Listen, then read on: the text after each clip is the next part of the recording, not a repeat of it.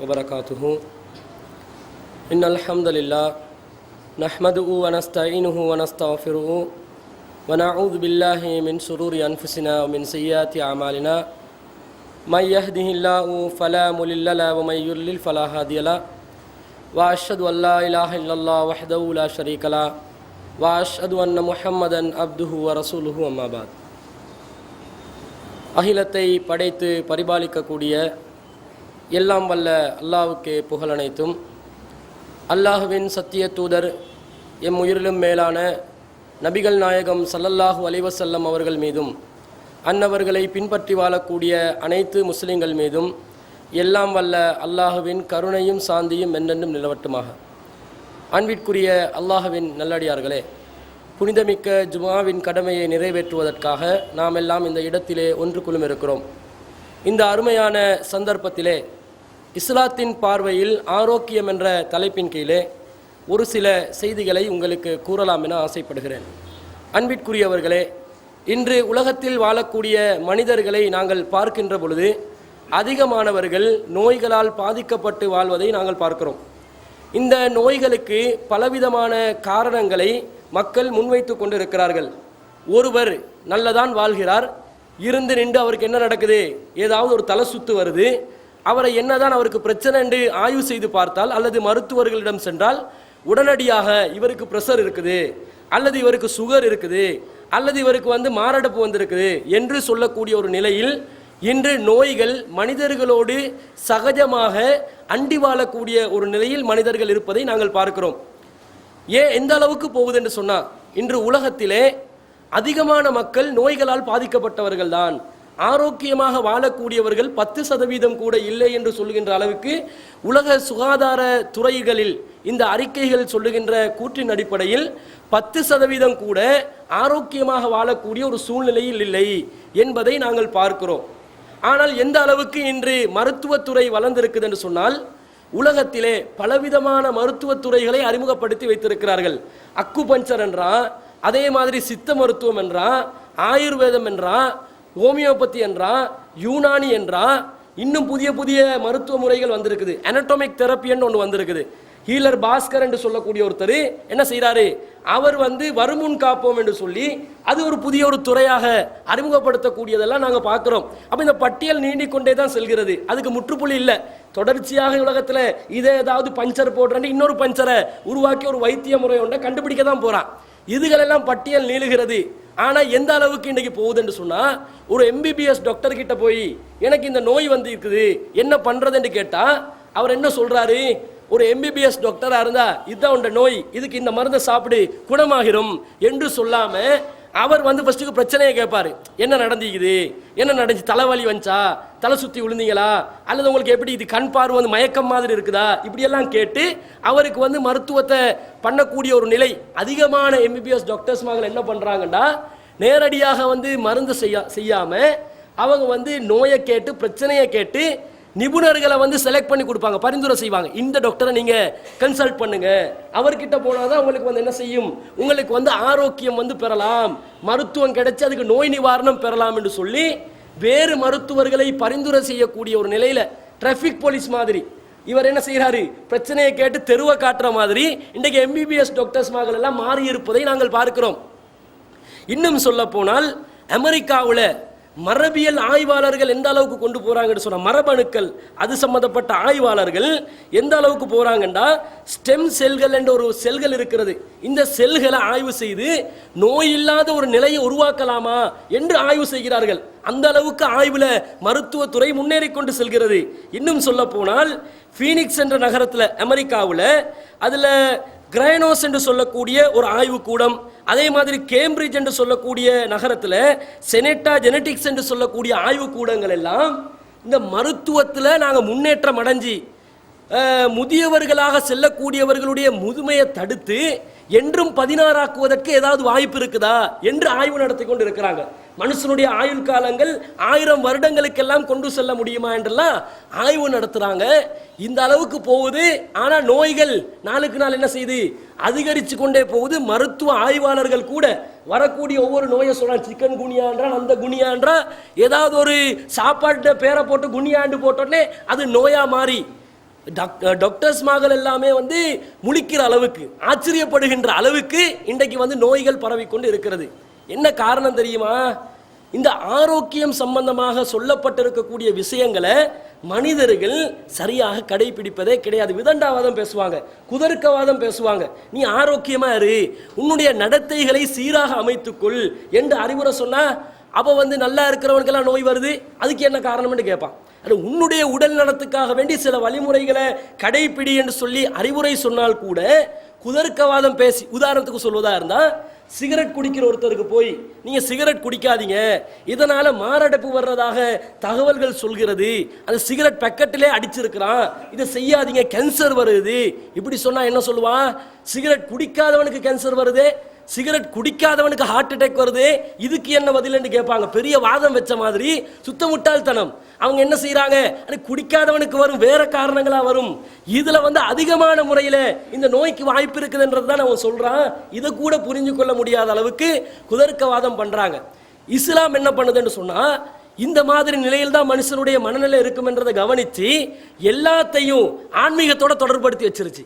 நீ ஆரோக்கியமாக இருப்பது, சுத்தமாக இருப்பது, சுகாதார சுற்றுச்சூழல்களை நல்ல முறையில் அமைத்துக் கொள்வது எல்லாம் ஆன்மீகத்தில் உள்ளது. அது மறுமையில் வெற்றி அளிக்கக்கூடியது, இறைவனுடைய திருப்பொருத்தத்தை தரக்கூடியது, இல்லை என்றால் தண்டிக்கப்படுவாய் என்ற விதத்தில் இந்த ஆரோக்கிய துறை இருக்குதே, இதை வெறும் அறிவுரைகளாக நிறுத்திவிடாமல் அதை ஆன்மீகத்தோடு தொடர்புபடுத்தக்கூடிய ஒரு நிலை இஸ்லாமிய மார்க்கம் செய்திருக்கிறது. இதுதான் இந்த குதர்க்கவாதங்களுக்கு ஒரே பதிலாக இருக்கிறது. எந்த அளவுக்கு இஸ்லாம் வலியுறுத்துதுன்னு சொன்னா, நபிகள் நாயகம் ஸல்லல்லாஹு அலைஹி வஸல்லம் அவர்கள் ஒரு செய்தியில சொல்றாங்க, புகாரியில 5933வது ஹதீஸாக பதிவு செய்யப்படுகிறது, நேமத்தானி மக்பூனுன் ஃபீஹிமா கஸீரும் மினன் நாஸ், இரண்டு அருட்கொடைகளில் மனிதர்கள் அதிகமாகவே அலட்சிய போக்கில் தான் இருக்கிறார்கள், அதனால் அவர்கள் பயனடைவதில்லை. என்ன ரெண்டு நியமத்து? அஸ்ஸஹத்து வல் ஃபராஹு. ஒன்னு ஆரோக்கியம், ரெண்டாவது ஓய்வு. ஆரோக்கியமாக இருப்பது இருக்குதே, இது நேமத் என்றாங்க நபி ஸல்லல்லாஹு அலைஹி வஸல்லம், அல்லாஹ்வுடைய அருட்கொடை என்றாங்க. எப்படி பனு இஸ்ரவேலர்களுக்கு அல்லாஹ் பல அருட்கொடைகளை செய்தானோ, என்னுடைய அருட்கொடைகளை நினைத்து பாருங்க அல்லாஹ் அவர்களுக்கு கட்டளையிட்டானோ, இது மாதிரி இந்த இஸ்லாமிய சமுதாயத்தில் இறுதி தூதருடைய உம்மத்துக்கு கிடைக்கப்பட்ட மிகப்பெரிய நியமத்து என்னன்னு சொன்னால் அது ஒட்டுமொத்த மனிதர்களுக்கும் கிடைத்த நியமத்து தான். எங்களுக்கு ரசூல் அதை எடுத்து காட்டி சொல்றாங்க. ஆரோக்கியம் அது ஒரு நியமத்தாக இருக்கிறது. பனு இஸ்ரவேலர்களுக்கு இன்ன அருட்கொடைகள் எல்லாம் கிடைச்சிச்சு, ஆனா அவங்க ஒழுங்கான முறையில் அல்லாஹ்வுக்கு என்ன செய்யல? நன்றி செலுத்தவில்லை. எங்களுக்கு மாத்திரம் அல்லாஹ் மண்ணு சல்வாவை இறக்கி இருந்தால், எங்களை மாத்திரம் கடல் கடக்க செய்திருந்தால் நாங்கள் எவ்வளவு அல்லாஹ்வுக்கு நன்றி கடன் உள்ளவர்களாக இருப்போம் என்று வெறும் வார்த்தைகளாக பேசக்கூடியவர்களுக்கு அல்லாஹ்வின் தூதர் ஸல்லல்லாஹு அலைஹி வஸல்லம் அவர்கள் இந்த அருட்கொடை நேமத்து, அல்லாஹ்வுடைய நேமத்தாக தந்திருக்கக்கூடிய இந்த ஆரோக்கியத்தை நீ கடைபிடித்துக்கொள், ஆரோக்கியமாக இருப்பதற்குரிய வழிமுறைகளை செய்து கொள். ஆரோக்கியம் ஒரு நியமத் என்று சொன்னால் அதற்கு யாரு வழிவகுக்கணும்? நாங்கள் தானே அதற்குரிய ஏற்பாடுகளை செய்து கொள்ள வேண்டும்.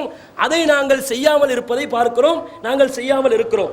அதே மாதிரி எந்த அளவுக்கு இஸ்லாமிய மார்க்கத்தில் ஆரோக்கியத்தை முற்படுத்தி இருக்குதுன்னு சொன்னா, அப்துல்லா இப்னு அம்ர் இப்னு அல்-ஆஸ் ரலியல்லாஹு அன்ஹு அவர்கள் இவங்க வந்து அதிகமாக வந்து நோன்பு நோற்ற ஒரு சஹாபி, நாங்கள் செய்தியை கேள்விப்பட்டிருக்கிறோம்.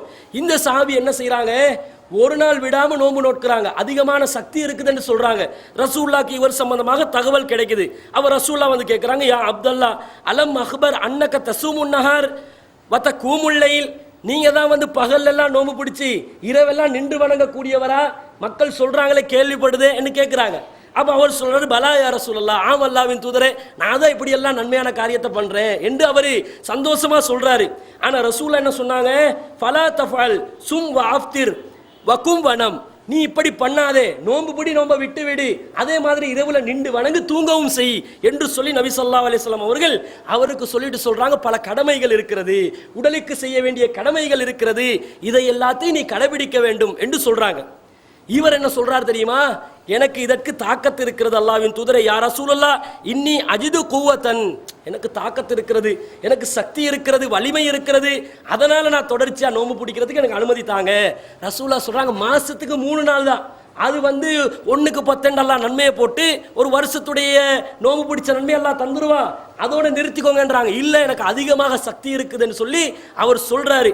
அப்ப நபி ஸல்லல்லாஹு அலைஹி வஸல்லம் சொல்றாங்க, ஃபஸும் சியாம நபி அல்லாஹி தாவூத் அலைஹிஸ்ஸலாம் வலா தஸித் அலை, அல்லாவின் நபியாக இருக்கக்கூடிய இருந்த தாவூத் அலைஹிஸ்ஸலாம் அவர்களுடைய நோன்பு நோட்டு கொள்ளுங்க, இதை விட கூட்டக்கூடாது, அதான் இல்லை என்று சொல்றாங்க. அவங்க எப்படி நோன்பு நோட்டுறாங்க? வருஷத்துல பாதி ஒரு நாள் நோன்பு நோட்டு அடுத்த நாள் நோன்பை விட்டு விடுவாங்க. இந்த அடிப்படையில் நோன்பு நோட்பதற்கு உமக்கு அனுமதியை தவிர அதை விட கூட்டிக் கொள்ள கூடாது என்று அவங்களுக்கு அறிவுரை சொல்றாங்க. ஏன் சொல்றாங்க? ஆன்மீகத்தின் பெயரால் மனிதர்கள் தன்னுடைய உடலை என்ன செஞ்சிடக்கூடாது, அழித்து விடக்கூடாது, அதற்கு கேடுகளை விளைவித்துக் கொள்ளக்கூடாது, அதை கவனமாக பார்த்து கொள்ள வேண்டும், உடலை ஆரோக்கியமாக இருப்பதற்குரிய ஏற்பாடுகளை செய்ய வேண்டும், அல்லாஹ்வுடைய பெயரிலே இதை செய்யக்கூடாது என்று சொல்லி நபி ஸல்லல்லாஹு அலைஹி வஸல்லம் கட்டளையிட்டாங்க. இவங்க என்ன பண்ணாங்க? ரசூலை இவ்வளவு சலுகையை தந்து இவங்க இதை செய்யாம ஒரு நாள் விட்டு ஒரு நாள் நோன்பு பிடிக்கிறதுக்கு பழகுறாங்க.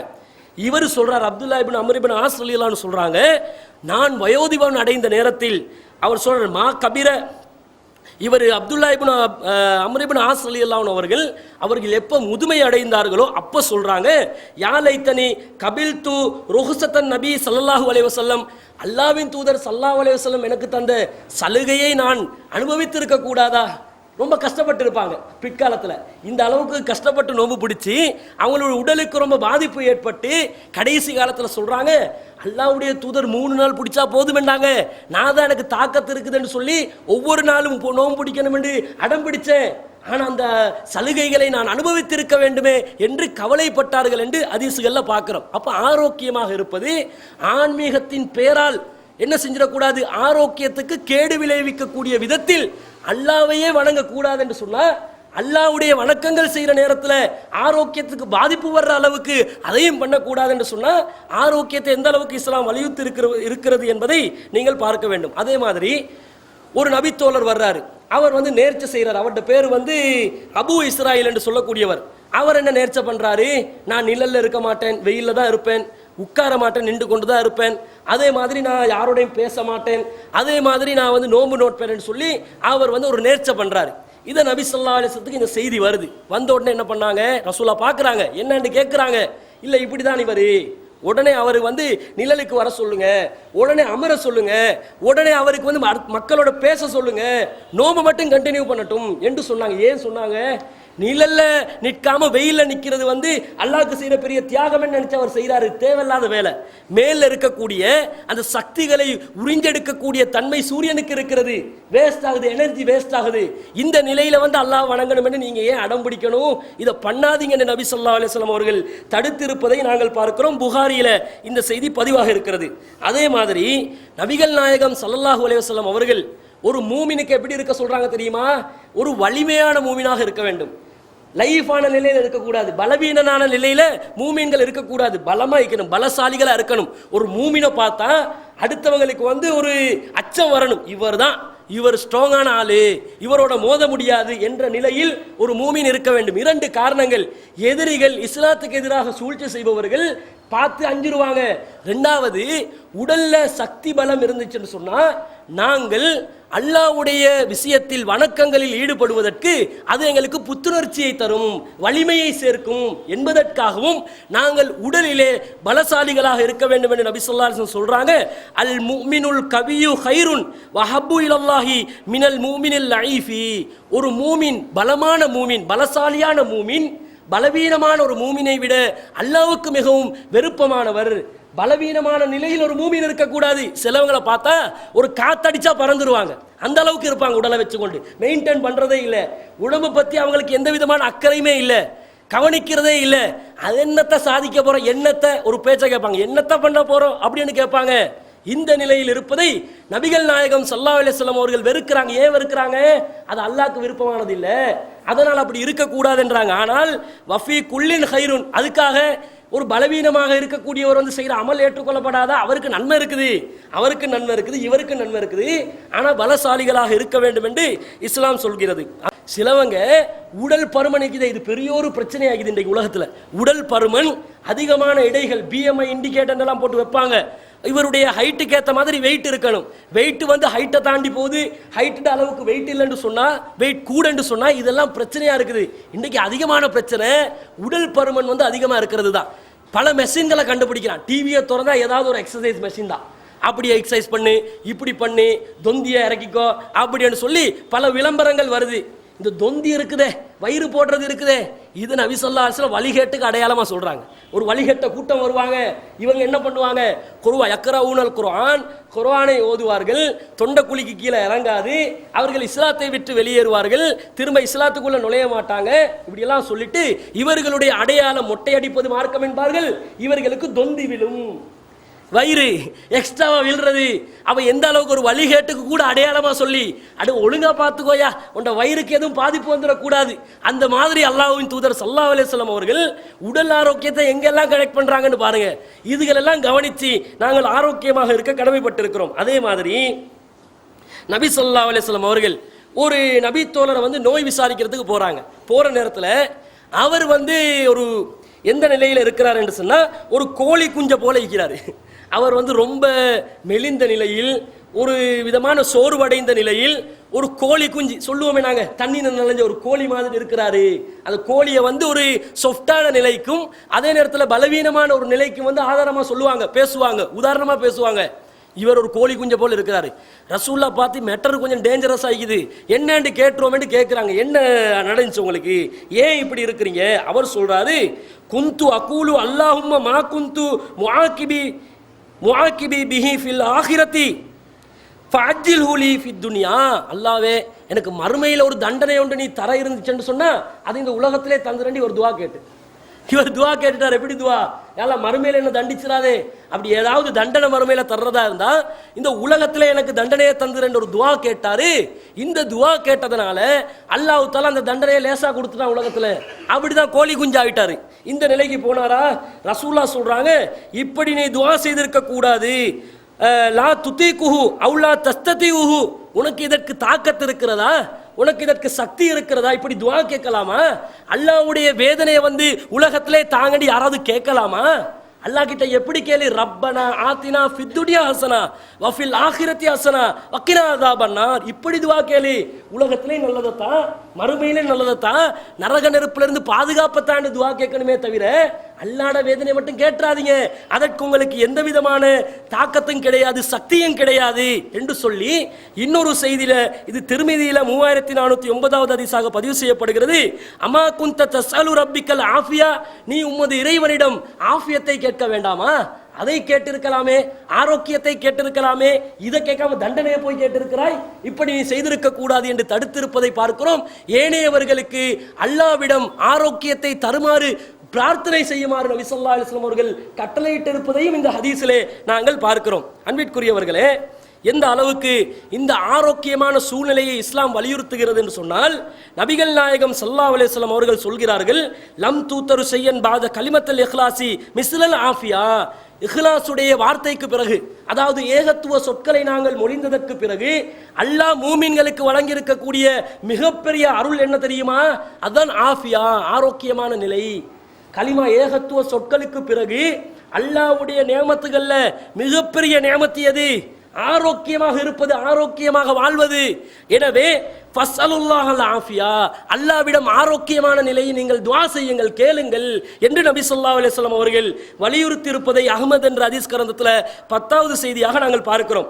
அதே மாதிரி ஒருவர் இஸ்லாத்தை ஏற்றுக்கொண்டால் அவருக்கு ஒரு துஆவை நபி ஸல்லல்லாஹு அலைஹி வஸல்லம் கற்றுக் கொடுக்குறாங்க. என்ன துஆ?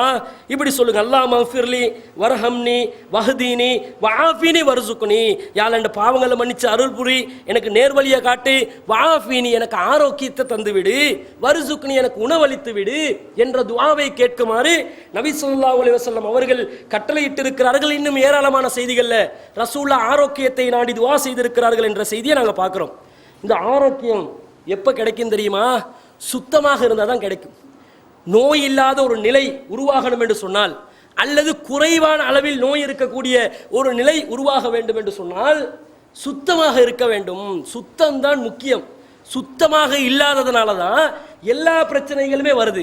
எந்த அளவுக்கு பாருங்க, சுத்தமாக இல்லாத நிலைகள்ல பிரச்சனைகளை எந்த அளவுக்கு உலகத்துக்கு பாதிப்பு ஏற்படுத்தி இருக்குது என்று சொன்னால், இன்று மலஜலம் கழிக்குது இருக்குதே, மலஜலம் கழிப்பது, இது இஸ்லாத்துல தான் சுத்தப்படுத்துங்க என்று சொல்லி வலியுறுத்தி இருக்குது. வேற எந்த மார்க்கத்திலையுமே இல்லை. நீங்க ஒண்ணுக்கு போனாலும் ரெண்டுக்கு போனாலும் சுத்தப்படுத்திக்கோங்க என்று மார்க்கத்தில் வலியுறுத்தப்பட்டு இருக்குதுன்னு சொன்னா இஸ்லாத்துல தான், வேற எந்த மார்க்கத்துல இல்லை. சிலவங்க மனுஷரா நினைச்சு செய்யறது, சிலவங்க செய்யாமலே விடுவாங்க, இப்படி நிலை இருக்குது.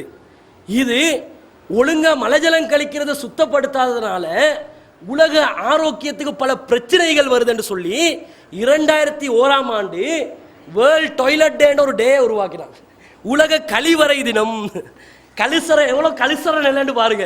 கழிவறைக்கு ஒரு தினம், வேர்ல்ட் டாய்லெட் டே, உலக கழிவறை தினம் நவம்பர் 19. இதுதான் உலகத்துக்கு கழிவறை தினம் என்று சொல்லி ஒரு தினத்தை அறிமுகப்படுத்துறாங்க. அதோட நோக்கம் என்ன தெரியுமா?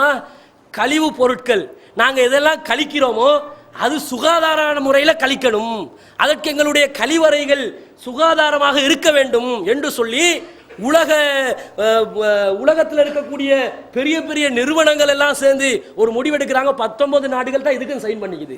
100-200 சச்ச நாடுகள் இருக்குது. இதில் 19 நாடுகள் தான் சைன் பண்ணுறான். 19 நாடு சைன் பண்ண அர்த்தம் அவன் நாட்டில் ஒழுங்கா டாய்லெட் அமைச்சில்ல என்ற அர்த்தம். இன்னும் பல நாடுகள் இருக்குது, வெக்கப்படுறான். எப்படின்னா நாங்கள் போய் சைன் பண்ணுறது, எங்கள் டாய்லெட்டே அப்செட் என்று சொல்லி உலகத்துக்கு நாங்கள் எப்படி காட்டுறது என்று சொல்லி இவன் பண்ணாமல் இருக்கிறான். இவ்வளவு சுத்தத்துக்கு சுத்தமாக இருக்காதனால பல பிரச்சனைகள். உலகமே சிந்திக்க வேண்டிய அளவுக்கு உலக ஐக்கிய நாடு சபையில் ஒரு குழு ஒன்று நியமித்து அந்த குழுவில் ஒரு அமைப்பு ஒன்று உருவாக்கி அதனால் ஒரு திட்டம் ஒன்று நடைமுறை அமல்படுத்த வேண்டிய அளவுக்கு இது பிரச்சனையாக போகுதுண்டா. இதுக்கு காரணம் என்னது? சுத்தத்தை பேணாது. இஸ்லாம் அதான் ஆன்மீகத்தோட தொடர்படுத்துது. எப்படி தொடர்படுத்துது? அத்துஹூரு சத்ருல் ஈமான். இந்த சுத்தம் இருக்கிறதே அது ஈமான்ல ஒரு பாதி போச்சா. அப்படியே ரசூலுல்லாஹ் எங்க கொண்டு வந்து வைக்கிறாங்கன்னு பாருங்க. ஈமான்ல ஒரு பாதியாக தூய்மையை கொண்டு வந்து நபி ஸல்லல்லாஹு அலைஹி வஸல்லம் வைக்கிறாங்க. காலையில எழும்புற நேரத்தில் என்ன செய்ய சொல்லிக்குது இஸ்லாம்? கைகளை கழுவுங்க. ஏன் கழுவ சொல்லுது? உங்களோட கை எங்கெங்கெல்லாம் இரவுல புரண்டு இருக்குமோ தெரியாது, நஜீஸ் இருக்கும். முதலாவது ஒரு பானை பாத்திரத்தில் நீ கையை நுழைக்கிறதுக்கு முன்னால கையை கழுவிரு. கையை கழுவ சொல்லுது. மூக்கை சிந்த சொல்லுது. இந்த மூக்குக்குள்ள பல தூசுக்கள் துணிக்குகள் எல்லாம் என்ன செய்யும்? உள்ள போய் தங்கிரும். அதோட வாழ்ந்தாண்டு வைங்க, அது அங்க உள்ளுக்கு கூடு கட்டி எல்லா நோயும் உருவாக்கிரும். உள்ளுக்கு இருக்கக்கூடிய பாக்டீரியாக்கள் எல்லாம் ஒரு பாக்டீரியாட பேர் இருக்குது, ஸ்பெக்ட்ரோ என்று சொல்லக்கூடிய ஒரு ஸ்பெக்ட்ரோ காக்கஸ் என்று சொல்லக்கூடிய ஒரு பாக்டீரியா. இது என்ன செய்யுது? மூக்குக்குள்ள நுழைஞ்சி அது பலவிதமான சுகாதாரத்துக்கு கேடு விளைவிக்கக்கூடிய நிலைகளை உருவாக்குது. இதெல்லாம் வருதா?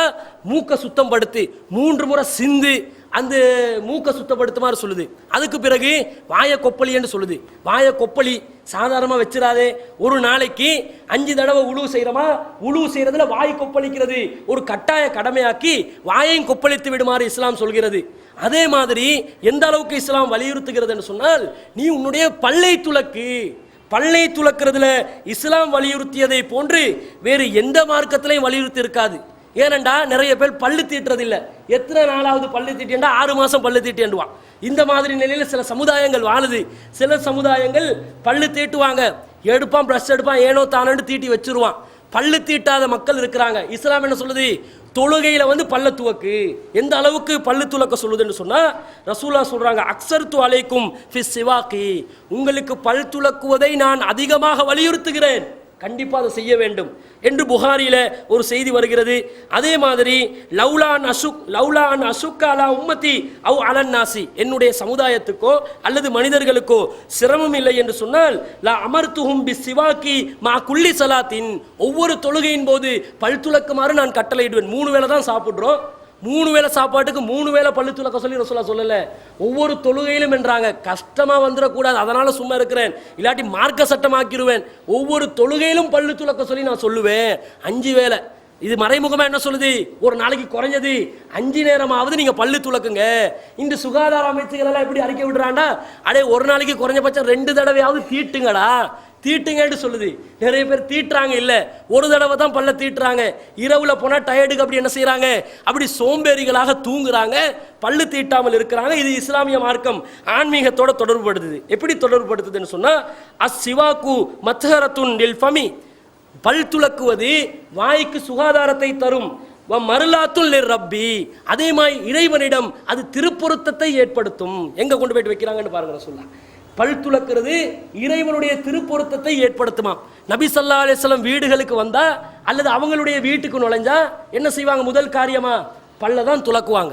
அப்ப பல் துலக்குவது மிகவும் வலியுறுத்தப்பட்ட ஒரு விஷயம் என்பதை பார்க்கிறோம். ரசூலுல்லாஹ் மரண தருவாயில் இருக்கின்ற நேரத்தில் மிகவும் சிரமப்பட்டார்கள். அந்த சிரமப்படுகின்ற நேரத்தில் ஒரு சஹாபியுடைய மிஸ்வாக்க நோக்கி அவங்களோட பார்வை போகுது. அவங்க என்ன ஆயிஷானாக்கி விளங்கி கொள்றாங்க, பல் துளக்கிறதுக்கு விரும்புகிறாங்க போல.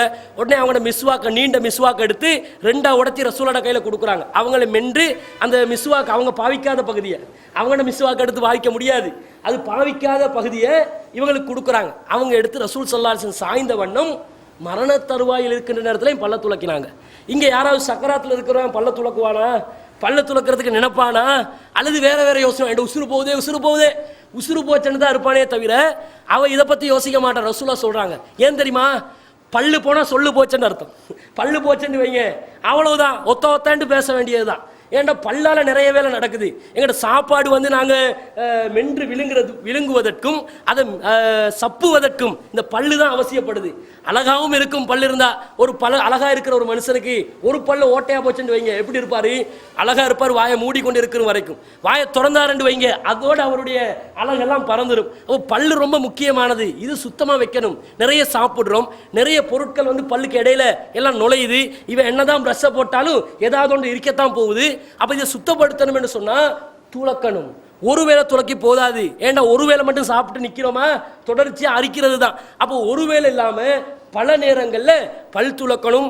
இதை இஸ்லாமிய மார்க்கம் வலியுறுத்துது.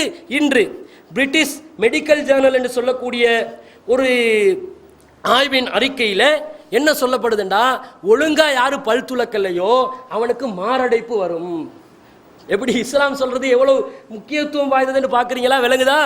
ஒழுங்கா ஒருத்தன் பல்லு துளக்கல் என்று சொன்னா அவனுக்கு ஹார்ட் அட்டாக் வந்துடும் என்று இன்று ஆய்வு அறிக்கைகள் சொல்லுகின்ற அளவுக்கு இஸ்லாம் இந்த விஷயத்தை வலியுறுத்தி இருப்பதை பார்க்கிறோம். அதே மாதிரி இந்த பல் துளக்கிறது மாத்திரம் இல்லை, இஸ்லாம் நிறைய விஷயங்கள்ல சுகாதாரத்தை பேணுமாறு நமக்கு கட்டளை இடுகிறது. நாங்கள் மூக்க சுத்தம் செய்யணும், வாய் கொப்பளிக்கணும். ரசூல் ஸல்லல்லாஹு அலைஹி வஸல்லம் வாய் கொப்பளிக்கிறதுல மிகவும் வலியுறுத்தி இருக்கிறாங்க. நீங்கள் பாலை குடிச்சிங்கன்னு சொன்னால் நீங்கள் என்ன செய்யுங்க, வாயை கொப்பளித்து விடுங்கள். ஏன்னா அதில் கொழுப்புகள் எல்லாம் போய் பல்லுகளில் இருவி அதனால் உங்களுக்கு கேடுகள் விளைவிக்கக்கூடும். பல பாக்டீரியாக்கள் வாயில் இருக்கும். அந்த பாக்டீரியாக்கள் வந்து உங்களுடைய நுரையீரலை பாதிக்கக்கூடும். அதனால் நீங்கள் என்ன செய்யுங்க, வாயை சுத்தப்படுத்துங்கன்றாங்க. அதே மாதிரி எங்களுடைய ஆடைகளை நாங்கள் சுத்தமாக வைத்துக் கொள்ள வேண்டும். நிறைய பேருடைய ஆடைகள் அழுக்குப்பட்டதாகத்தான் இருக்கிறது, அதை கவனிக்கிறதே இல்லை. எதிரே நினைச்சாலும் பரவாயில்லை, ஏன் ஏழையா தானே இருக்கிற, அதனால என்னுடைய ஆடைகள் கூட அழுக்கா இருந்தா பரவாயில்லை என்று நினைத்து கொண்டிருக்கிறார்கள். அதை நபி ஸல்லல்லாஹு அலைஹி வஸல்லம் தடுக்கிறாங்க. ஒரு முறை பள்ளிவாசலுக்கு ஒரு மனிதர் வருகிறார். அவருடைய தலைமுடி கலைந்த நிலையில் அவர் வருகிறார். அதற்கு நபி ஸல்லல்லாஹு அலைஹி வஸல்லம் சொல்றாங்க, அமாகான யஜிது ஹாதாமா யுஸக்கினு பிஹி ஸஅருஹு. அவருடைய தலைமுடிகளை வாரக்கூடிய ஒழுங்குபடுத்தக்கூடிய எதுவும் பொருட்கள் அவருக்கு கிடைக்கவில்லையா என்று ரசூலுல்லாஹ் கேட்கிறாங்க. அதே மாதிரி அழுக்கு நிறைந்த நிலையில் ஒரு மனிதர் பள்ளிவாசலுக்கு வருகிறார். அவருடைய ஆடையில் அழுக்குகள் இருக்கிறது. ரசூலுல்லாஹ் அவரிடம் கேட்கிறார், அமாகான ஹாதா யஜிது மான் யக்ஸில் பிஹி ஸௌபஹு. அவருடைய ஆடைகளை தூய்மைப்படுத்தக்கூடிய அழுக்குகளை இல்லாமல் ஆக்கக்கூடிய ஏதும் அவருக்கு கிடைக்கவில்லையா, தண்ணி கிடைக்கலையா என்று நபி ஸல்லல்லாஹு அலைஹி வஸல்லம் அவர்கள் அதை கண்டித்ததாக வருது. ஆன்மீக தலைவர் எதெல்லாம் பார்க்கறாங்கன்னு பாருங்க. சும்மா அழுக்கான ஆடைகளோட துறவரத்தில் இருக்குமாறு இஸ்லாம் சொல்லவில்லை. அழகான முறையில் ஆடைகளை அணிய வேண்டும். குர்ஆனே கட்டளை இட்டிருக்கிறது, வசியாபக ஃபதஹிர். உம்முடைய ஆடையை என்ன செய்யுங்க, தூய்மைப்படுத்திக் கொள்ளுங்கள். இது இறைவனுடைய கட்டளை. ஆடைகளாக இருந்தால் அதை தூய்மையாக நாங்கள் வைத்துக் கொள்வது எங்களுடைய கட்டளையாக இருக்கிறது. அதே மாதிரி தோல் ஆரோக்கியம் இருக்கிறது, தோல் இதுலேயும் வந்து சுத்தமாக இருக்குமாறு இஸ்லாமிய மார்க்கம் கட்டளை இடுகிறது. சில பேர் வந்து எவ்வளவு சொன்னாலும் குளிக்க மாட்டாங்க, ரொம்ப கஷ்டப்பட்டு குளிக்க வைக்கணும். நாத்தை என்ன கமகமேண்டு வந்தாலும் எந்த சந்தர்ப்பத்தில் என்ன செய்ய மாட்டாங்க, குளிக்கவே மாட்டாங்க. நிறைய பேர் வந்து மனைவிமார்கள்கிட்ட அடி வாங்குறது எதனால, இந்த குளிக்காததுனால, சுத்தத்தை வந்து அசுத்தமாக இருக்கிறதுனால நிறைய பேர் வெறுக்கிறாங்க. அவங்களுடைய இல்லற வாழ்க்கைக்கும் இது பாதிப்பாக அமைகிறது. குளிக்குமாறு நபி ஸல்லல்லாஹு அலைஹி வஸல்லம் கட்டளை இடுறாங்க. எந்த அளவுக்குண்டா, அந்த அவங்க வந்து மதீனாவை சுற்றி வாழ்ந்தாலும் கொஞ்சம் நாகரீகங்கள் தெரியாத ஒரு நிலையில் தான் வாழ்ந்தார்கள். இவங்களுக்கு ரசூலுல்லாஹ் கட்டளை இடுறாங்க. எல்லா உம்மத்தில இருந்து அனைவருக்கும் கட்டளை இடுறாங்க. அல்ல உஸ்லு யௌமல் ஜுமாத்தி வாஜிபுன் அலா குல்லி முஹ்தலிமின். ஜும்மா நாள்ல பருவமடைந்த ஒவ்வொருவருக்கும் குளிப்பது கடமை. அப்ப ஒன்ஸ் a வீக்காவது என்ன செய்யணும், குறைந்தபட்சம் வாரத்துக்கு ஒரு முறையாவது குளிக்க வேண்டும். தோல் சுகாதாரத்தை சொல்றாங்க. அப்ப இந்த மாதிரி நிலையில யாரெல்லாம் இருக்கிறாங்களோ, தண்ணியை கண்டா யாரெல்லாம் ஓடுறாங்களோ, நபி ஸல்லல்லாஹு அலைஹி வஸல்லம் அவங்களுக்கு கொடுத்த லிமிட் என்னது, வாரத்தில் ஒரு நாளாவது குளித்து சுத்தமாக இரு என்று நபி ஸல்லல்லாஹு அலைஹி வஸல்லம் அவர்கள் சொல்லி இருப்பதை நாங்கள் பார்க்கிறோம். அது மாத்திரம் இல்லை, எதெல்லாம் சொல்லுதுன்னு பாருங்க இந்த மார்க்கம். நகம் வெட்டுறதையும் சொல்லுது, அக்குள் முடிகளை களைவதையும் சொல்கிறது, எல்லாத்தையும் சொல்கிறது. எதை தான் விட்டுச்சு, எதையும் விட்டு விடவில்லை. ரசூல்லா சொல்றாங்க, அல் ஃபித்ரத்து ஹம்சுன், இயற்கையான மரபுகள் 5 இருக்கிறது. அவு ஹம்சுன், ரசூல்லா சொல்றாங்க, அவு ஹம்சும் மினல் ஃபித்ரா, இயற்கையான மரபுகள் 5 இருக்கிறது. அல் ஹிதான், விருத்த சேதனம் செய்வது அந்த இயற்கையான மரபு. வல் இஸ்திஹ்தாத், அதே மாதிரி மர்ம உறுப்புகளின் முடிகளை களைவது அது இயற்கை மரபு. வனத்துஃபுல் இப்தி, அதே மாதிரி அக்குள் முடிகளை அகற்றுவது, மீசையை கத்தரிப்பது, நகங்களை அகற்றுவது, இது எல்லாம் இயற்கை மரபுகள். இதை மனிதராக இருக்கக்கூடிய ஒவ்வொருவரும் செய்ய வேண்டும். இதுக்கு ஒரு எல்லை கோட்டை வைத்திருக்கிறது. 40 நாளை தாண்ட விடாதீங்க. ஏனண்டா பஸ்ஸில் போகிற நேரத்தில் சிலவங்க கையை தூக்கினாங்கன்னு வைங்க, முழு பஸ்ஸு நாரிடும், இருக்க முடியாது பக்கத்தில். மக்கள் வெறுப்பாங்களா இல்லையா? ஒரு மனுஷனை எப்படி எடை போடுவாங்க தெரியுமா? சுத்தத்தை வச்சுதான். ஒருத்தன் பேசுகிறான், வாயிலேருந்து நாத்தம் வருதா, அவனை பற்றி மனசுக்குள்ளே ஏதாவது நினைப்பான், இவன் சுத்தமானவன் இல்லை, ஒழுங்கானவன் இல்லை. என்ன பெரிய அறிவாளியாக இருந்தாலும் சரி, என்ன பெரிய மார்க்க அறிஞராக இருந்தாலும் சரி, ஒருத்தண்ட வாயிலேருந்து வாட வந்துட்டு வைங்க, அவனை பற்றி தப்பாக நினச்சிருவான். இது நோம்பு காலத்தில் வந்தால் ரசூல்லா அது சமாளிக்கிறதுக்கு வழியை சொல்லிட்டாங்க. அது கஸ்தூரி வாடையை விட சிறந்தது. நோம்பு நாள வருது, சாதாரண நாட்கள் அப்படி இருக்கக்கூடாது. எனவே இஸ்லாமிய மார்க்கம் வலியுறுத்துகின்ற அளவிற்கு சுத்தத்தை எந்த ஒரு மார்க்கத்திலும் வலியுறுத்தவில்லை. இந்த சுத்தம் இருந்தால் ஆரோக்கியமாக இருக்கலாம். எல்லா பிரச்சனைகளுக்கும் சுத்தம் இல்லாததான் காரணம். வீட்டில் சூழலை நாங்கள் எடுத்துக்கொண்டாலும் சரி, நாங்கள் குளிக்கிற இடத்தை எடுத்துக்கொண்டாலும் சரி, நாங்கள் சமைக்கிற சமய பாத்திரங்களை நாங்கள் எடுத்துக்கொண்டாலும் சரி, இது எல்லாத்துலையும் அழுக்குன்னு வைங்க. சில வீடுகளுக்கு போய் தண்ணி ஒரு டம்ளர் எடுத்து குடிக்கவே முடியாது. ஏன்? பிலால் நாத்தம் அடிக்குது. ஓப்பனாக சொல்கிறேன், இல்லை அது நாத்தம். அவங்க வீட்டில் வரக்கூடிய அந்த பாத்திரங்களில் கூட வாடை அடிக்குது. ரசூல்லா அதை கூட கட்டளையிடுறாங்க, நீங்கள் இரவில் தூங்க போனீங்கன்னா பாத்திரங்களை மூடுங்க, அது பிஸ்மில்லா சொல்லி மூடுங்க. ஏன் சொல்கிறாங்க? அதுகளுக்குள்ள எந்த நஜீஸும் விழுந்துடக்கூடாது, அந்த உணவுப் பொருட்கள் அதில் பிரச்சனைகள் வந்துடக்கூடாது, அழுக்குகள் வந்துடக்கூடாது. அதே மாதிரி நாய் வாய் வைத்த பாத்திரமாக இருந்தால் அது 7 முறை சுத்தப்படுத்துங்கன்னு சொல்கிறாங்க. இதெல்லாம் எதுக்கு சொல்லணும்? சுகாதாரமாக நாங்கள் இருக்க வேண்டும் என்பதனால தான் இஸ்லாமிய மார்க்கம் கற்றுத்தந்திருக்கிறது. எனவே இந்த ஆரோக்கியத்தை இஸ்லாம் வலியுறுத்தி இருப்பதனால சுகாதாரத்துக்கு என்னென்ன வழிமுறைகள் இருக்கிறதோ மருத்துவ ஆலோசனை நாங்கள் பெற்றுக்கொண்டாவது. இஸ்லாமிய மார்க்கம் ஆன்மீக ரீதியாக வழிகாட்டி இருக்கிறது, மருத்துவத்திலும் பல ஆலோசனைகள் சொல்லப்பட்டிருக்கிறது. இது அனைத்தையும் நாங்கள் எங்களுடைய வாழ்க்கையில் இயன்ற அளவு கடைபிடிப்பதற்கு நாங்கள் முயற்சி செய்ய வேண்டும். வல்ல ரஹ்மான் இப்படிப்பட்ட ஆரோக்கியமான வாழ்க்கையை வாழ்ந்து மரணிப்பதற்கு நம் அனைவருக்கும் தௌஃபீக் செய்வானாக. வாஹிரு தஅவானா அல்ஹம்துலில்லாஹி ரப்பில் ஆலமீன்.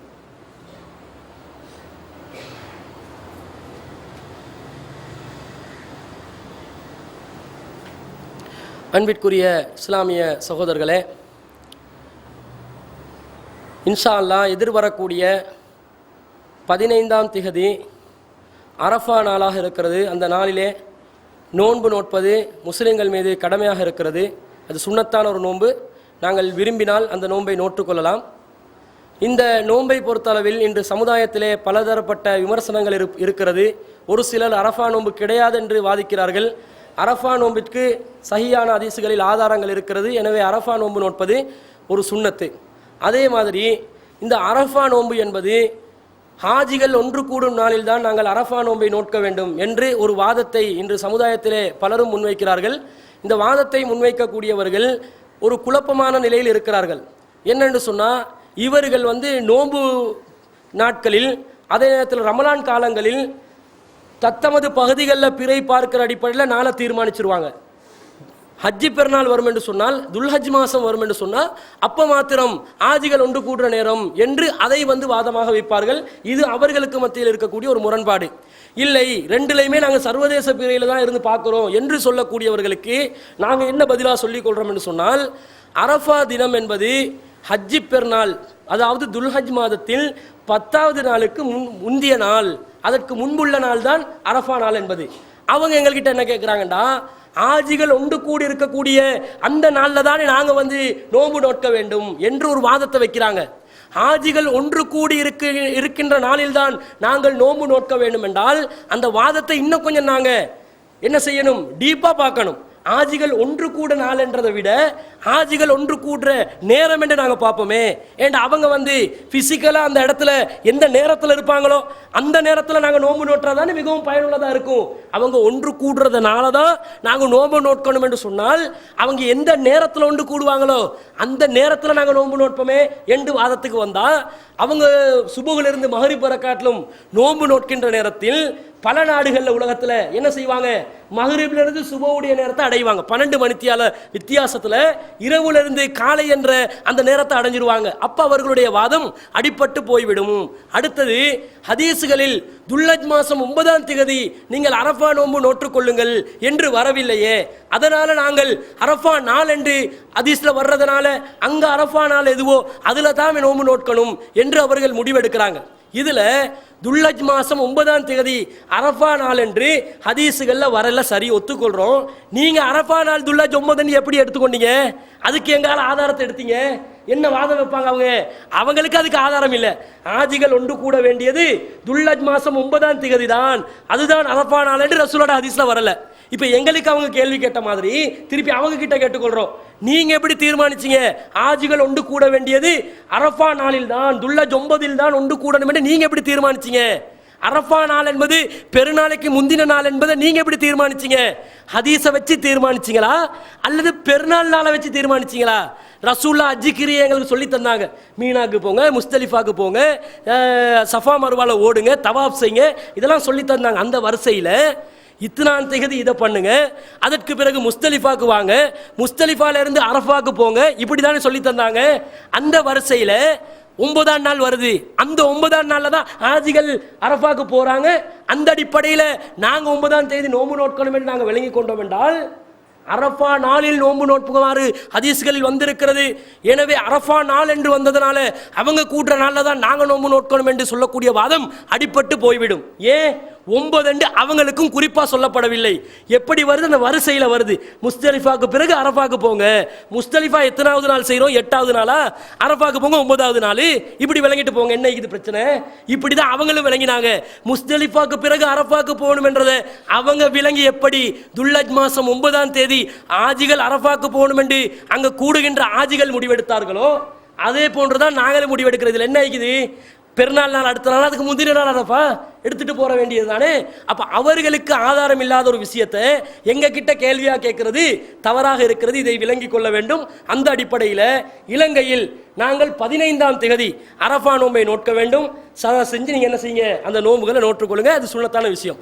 அடுத்தது நாளைய தினம் இன்ஷா அல்லாஹ் இரத்த தான முகாம் ஒன்று நாங்கள் நடத்த இருக்கிறோம். உடலுக்கு வந்து ஆரோக்கியம் சம்பந்தமாக நாங்கள் பேசுகிற நேரத்தில் எங்கள் உடலில் மிகப்பெரிய ஆரோக்கியத்துக்குரிய வழி எதுன்னு சொன்னால் அழுக்கு ரத்தங்களை நாங்கள் என்ன செய்யணும், உடல்லேருந்து வெளியேற்றணும். அது வெளியேற்றத்துக்குரிய ஒரு வழி இல்லை. அழுக்கு ரத்தத்தை பார்த்து என்ன செய்ய முடியாது, வெளியில் வந்து எடுத்துட முடியாது. அதுக்கு என்ன வழி என்று சொன்னால் எங்களோட உடலில் இருக்கக்கூடிய இரத்த அளவை வந்து நாங்கள் குறைக்கணும். அது குறைக்கிற நேரத்தில் சுத்தமான ரத்தம் என்ன செய்யும், புதுசா உருவாகிரும். இது எங்களுக்கு என்ன செய்யும், உடலுக்கு ஆரோக்கியத்தை தந்துடும். அப்ப யாரும் யோசிச்சிடாதீங்க எங்க உடல்ல இருந்து நாங்க அழுக்கு ரத்தத்தை தான் அடுத்தவங்களுக்கு கொடுக்க போறோமாண்டு. அவன் என்ன பண்ணுவான், லப்புல வச்சு சுத்தமான ரத்தத்தை அவன் பிரிச்செடுத்து அந்த உடலுக்கு என்ன ரத்தம் தேவைப்படுமோ, ரத்தத்தில் இருக்கக்கூடிய அணுக்கள் எது தேவைப்படுமோ அதை தனியாக பிரித்து அவன் டெஸ்ட் லப்பில் வச்சு அவன் தேவையான ரத்தத்தை ஏற்றிடுவான். இந்த அடிப்படையில் நடக்கிறதுனால இது ஆரோக்கியத்துக்குரிய ஒரு வழி. அப்போ இஸ்லாம் வலியுறுத்தி இருக்குதுன்னு சொன்னால் ஒரு மனிதரை வாழ வச்சவன், மனித சமுதாயத்தை வாழ வைத்தவன் போன்றாவான்டா இது நல்ல ஒரு சந்தர்ப்பம். நாங்கள் யாரையும் வாழ வைக்க போறதில்லை, நாங்கள் வாழ வச்சு சாதிச்சதும் இல்லை. அதனால எங்களால் ஒரு பாயிண்ட் ரத்தம் போறதால எந்த பிரச்சனையும் வருதில்லை. சிலவங்களோட உடலை பார்த்தா பெரல் கணக்கு ரத்தம் எடுக்கல, வெளியேற்றலும். அதை அவங்களோட உடலுக்குள்ள ஏன் வச்சு தங்க வைக்கணும், ஏன் அழுக்காக்கணும்? ஒருத்தருக்கு வெளியில கொடுத்தோம்னு சொன்னா அது நன்மையா போகுது. ஒரு சிலர் கேள்வி கேட்கிறாங்க, 10 நாட்கள் குர்பான் கொடுக்கக்கூடியவங்க நகத்தை வெட்டக்கூடாது, அதே மாதிரி ரோமங்களை களையக்கூடாதுன்னு ஹதீஸ்ல வருது. அப்போ நாங்கள் வந்து ரத்தம் கொடுக்கலாமான்னு கேட்குறாங்க. இது ஹதீஸில் வரலை, ரத்தம் கொடுக்கக்கூடாது என்று வரலை. அப்போ ரத்தம் கொடுக்கறதுக்கு புதிய மருத்துவ முறை ஒன்று. அந்த காலத்தில் ஹிஜாமா என்ற ஒரு முறை இருந்துச்சு. ஹிஜாமா என்று சொல்லி அவங்க என்ன செய்வாங்க, ஒரு சில பகுதிகளில் உடம்புல இருக்கக்கூடிய ரத்தத்தை வெளியேற்றுவாங்க.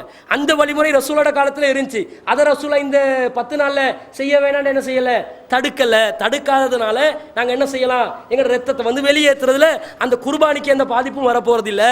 அடுத்தது அப்படி ஒருத்தர் வெளியேற்றுறதாக இருந்தாலும் ஆசைக்காக வெளியேற்றுறாங்க. நாங்கள் வந்து ஆசையில் வந்து கொடுக்குறோம். சிலவங்க கேட்குறாங்க, எப்படி வந்து நாங்கள் ரத்தம் கொடுக்கறது கூடாது, நிர்பந்தமான நிலையில் தானே நாங்கள் கொடுக்கணும்ன்றாங்க. நாங்கள் நிர்பந்தமான நிலையில் கொடுக்குறோம், அதில் மாற்று கருத்தே இல்லை. ஆனால் அது விளங்குது இல்லை, எங்களுக்கு நிர்பந்தமாக இல்லையாண்டு விளங்குது இல்லை. ஏனெண்டா நாங்களாக விரும்பி ஜொலியாக வந்து நாங்கள் கொடுத்துட்டு போகிறோம் ரத்தத்தை. என்ன நிர்பந்தம் இருக்குதுன்றது எங்களுக்கு விளங்குது இல்லை. இங்கே நிர்பந்தம் யாருக்கு வருது? எங்களுக்கு வருதா? நோயாளிக்கு வருது. நோயாளிகள் இருக்கிறாங்க, ரத்தம் தேவைப்படுற அளவுக்கு நோயாளிகள் மருத்துவமனைகள் இருப்பாங்க. அவங்களுக்கு தான் ரத்தத்தை ஏற்றுவாங்க. அவர்கள் நிர்பந்த நிலையில் இருக்கிறாங்க. நிர்பந்த நிலையில் இருக்கக்கூடிய ஒருவருக்கு நாங்கள் ரத்தம் டொனேட் பண்ணுறோமே தவிர எங்களுக்கு நிர்பந்தம் என்றது இதில் எதுவுமே இல்லை. அவங்களுக்கு நிர்பந்தத்துக்கு ஏற்றி கொள்ளலாம் என்றால் யாராவது வெளியேற்றி ஆகணும். வெளியேற்றினா தானே அவங்களுக்கு ஏற்றிக்கொள்ளலாம். அந்த அடிப்படையில் இந்த ரத்த தானம் வழங்குறதுல எந்த பிரச்சனையும் இல்லை. அதே மாதிரி ஒரு சிலர் என்ன கேட்குறாங்கண்டா, அது எப்படி காஃபியோட ரத்தத்தை நாங்கள் எடுக்கிறது, முஸ்லீம் ரத்தத்தை தான் நாங்கள் எடுக்கணும் என்ற மாதிரி கேட்குறாங்க. இவங்க வந்து குர்பானை கூட ஒழுங்காக பார்க்கறது இல்லை. ஆனால் காஃபி ரத்தம் முஸ்லீம் ரத்தம் பிரிக்கிறாங்க. இப்படி நபி ஸல்லல்லாஹு அலைஹி வஸல்லம் இப்படி மனிதாபிமானமற்ற ஒரு நிலையை சொல்லல. இந்த தீண்டாமையை வந்து இஸ்லாம் ஒழித்திருக்கிறது. யார்ட ரத்தத்தை யாரும் என்ன செய்யலாம், எடுக்கலாம். எவண்ட ரத்தத்தை எடுத்தாலும் சிலவங்க கேட்குறாங்க, அவன் ஹராத்தை சாப்பிட்றான், ஹராத்தை சாப்பிட்டா அந்த ஹராம் ரத்தத்தில் கலந்துருக்கும், இந்த நிலையில் எப்படி உடலுக்கு எடுக்கிறதுன்னு. அவன் ஹராத்தை சாப்பிட்டாட்டு ரத்தத்தில் நிறைய மனிதன் உடலுக்கு தேவையில்லாத பொருட்கள் கலக்கத்தான் செய்யும். அது இந்த எங்க உடம்புக்குள்ளேயே எங்களுக்கு எதெல்லாம் எஃபெக்டாக காட்டுமோ அதெல்லாம் ரத்தத்தோட தான் வந்து சேரும். அப்போ அதில் வந்து அது கூடாது தானே மார்க்கத்தில். உடம்புல கேடு விளைவிக்கக்கூடிய பதார்த்தங்கள் ரத்தத்தோட சேர்ந்தா அது கூடாதுன்றதை நாங்கள் விளங்கி வச்சிருக்கிறோம். அந்த ரத்தத்தை தான் நாங்கள் ஏற்றுறோம். இப்போ முஸ்லீம் ரத்தத்தில் அந்த அழுக்குகள் இருக்கத்தானே செய்து. அந்த அடிப்படையில் பார்த்தாலும் ஒரு முஸ்லீம் அல்லாத ரத்தத்தை முஸ்லீம் எடுத்துக்கொள்றதும் முஸ்லீமுடைய ரத்தத்தை ஒரு முஸ்லீம் அல்லாதவங்களுக்கு கொடுக்கறதும் மார்க்க ரீதியாக அந்த தவறும் கிடையாது. அது இஸ்லாத்தில் வலியுறுத்தப்பட்ட ஒரு விஷயம். அதை கண்டிப்பாக நாங்கள் செய்து ஆக வேண்டும். இந்த அடிப்படையில் தான் நாளைய தினம் ரத்த தானம் வச்சுக்கிறோம். இது வந்து மெகா பிளட் டொனேஷன். மெகா என்று சொன்னாலே கொஞ்சம் பேர் குறைஞ்சது மெகா பைட்டுண்டா 1000 பேராவது வரணும். அதான் மெகா என்றது. சும்மா பைட்டா இருந்தால் 1 பைட்டு, இது மெகா பைட்டு. மெகா பைட்டுண்டா 1000. அப்போ 1024. அப்போ நாங்கள் மெகா பிளட் டொனேஷன் வச்சுக்கிறோம். மகாலேதந்தி கந்தவுரை அதுக்கு 10 பேர் வந்து ரத்தம் கொடுத்தா ரொம்ப கேவலமாக இருந்துடும். அதனால அதிகமான மக்கள் என்ன செய்யணும், ரத்த தானத்துக்கு வரணும். உங்களுடைய ரத்தங்களை வழங்கணும். அல்லாஹ்வுக்காக வேண்டி இந்த நன்மையான காரியத்தில் நீங்கள் பங்கெடுக்கணும். ஆண்கள் பெண்கள் எல்லாத்தையும் அழைப்பிச்சு வாங்க, எல்லாத்தையும் கூட்டிட்டு வாங்க. அதிகமான ரத்தங்கள் நாங்கள் இன்ஷா அல்லாஹ் எங்களுடைய இலக்காக இருக்கிறது 500 பேருக்காவது என்ன செய்யணும், ரத்த தானத்தை வந்து வழங்க வைக்கணும் என்ற இலக்கை இருக்குது. அந்த இலக்கை வந்து நீங்க என்ன செய்வீங்க, நிறைவேற்றி தருவீங்க என்ற நம்பிக்கை எங்கள்கிட்ட இருக்குது. எங்களை ஏமாத்தி விடாதீங்க. ஏண்டா உலகத்தில் இன்று முஸ்லிம்கள் தீவிரவாதிகளாக பிரச்சாரம் செய்யப்படுகின்ற நேரத்தில் அதை வந்து இல்லாமலாக்குறதுக்கு இருக்கிற ஒரே வழி என்னது, இந்த ரத்த தானம் தான். ரத்த தானம் என்ன எல்லா எதிர்ப்புகளும் அப்படியே இல்லாமல் போகுது. ஏன்னா அந்த அளவுக்கு ஒரு மனிதநேயம் இந்த ரத்த தானம் என்ற விஷயத்தில் கலந்து இருக்குது. அதனால இலங்கையில் முஸ்லிம்கள் தான் ரத்த தானம் வழங்குவதில் முதன்மையான நிலையில் இருக்கிறார்கள் என்பதை நாங்கள் நிரூபித்து காட்டணும். அதற்காக வேண்டி உங்களுடைய ஒத்துழைப்புகளை நீங்கள் வழங்க வேண்டும். பிரெண்டிக்ஸ் என்று சொல்லக்கூடிய ஒரு நிறுவனம் தான் இலங்கையில், அது முஸ்லிம் நிறுவனம் தான். அவங்க தான் என்ன செய்யறாங்க, ரத்த தானத்தில் முதல் நிலையில் இருக்கிறாங்க. இலங்கையில் ஒரு வருடத்துக்கு கிட்டத்தட்ட 3600 ரத்தங்கள் பாயிண்ட்டுகள் அவங்க ரத்தம் கொடுக்குறாங்க. அப்போ நாங்கள் இதை மாற்றி அமைக்கணும். ஜமாத் ஒன்று செய்யணும். அவங்க கவர்மெண்ட் உண்டு, வியாபார ஸ்தானம் உண்டு, அவ்வளவு பண்ணுவாங்கன்னு சொன்னால் நாங்கள் ஆன்மீகத்தை பேசக்கூடிய ஒரு இயக்கம் எந்த அளவுக்கு ரத்த தானத்தை நாங்கள் கொண்டு வரணும். நாங்கள் 2012 வருஷம் 1000 பாயிண்ட் தான் கொடுத்தோம். அதை தாண்ட முடியலை எங்களுக்கு ஒட்டுமொத்தமாகவே. அப்போ இதெல்லாம் மாற்றணும். அதெல்லாம் மாற்றுறதுக்காக வேண்டி தான் இந்த மெகா பிளட் டொனேஷனை வச்சிருக்கிறோம். அனைவரும் வாங்க, வேலையில் இருக்கிறவங்க லீவ் போட்டு வாங்க. ஒரு நாள் சம்பளம் கட் ஆகுறதுல எந்த பிரச்சனையும் வரப்போறது இல்லை. பிள்ளைகள் எல்லாத்தையும் கூட்டிட்டு வாங்க. அதே மாதிரி உங்களுடைய பயணங்கள் ஏதாவது நாளைக்கு போட்டீங்கன்னா எல்லாத்தையும் கேன்சல் பண்ணுங்க, எல்லாத்தையும் போஸ்ட்போன் பண்ணுங்க. நாளைக்கு இதுதான் உங்களோட வேலை. அப்படி நாளைக்கு இன்ஷா அல்லாஹ் எங்க நிர்வாகிகள் ஜமாத்தில் உள்ளவங்க எல்லாம் வந்து பார்க்குற நேரத்தில் இந்த கட்டணம் அப்படி நிரம்பி வழியணும். ரத்தம் கொடுக்கறதுக்கு இவ்வளவு முஸ்லீம்கள் ஆர்வமாக இருக்கிறாங்கன்ற செய்தியை நாங்கள் மீடியாக்களுக்கு கொண்டு போகணும். அதற்கு ஒத்துழைப்பு வழங்குமாறு கேட்டுக்கொண்டு விடைபெறுகிறேன். வாஹிர் தவானா அல்ஹம்துலில்லாஹ்.